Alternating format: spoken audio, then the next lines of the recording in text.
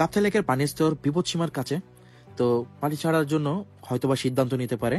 তো এটা নিয়ে আতঙ্কিত হওয়ার কোনো কারণে। লেকের পানি ধারণ ক্ষমতা হচ্ছে 109 ফুট, তো 108 ফুটকে বিপদসীমা ধরা হয়।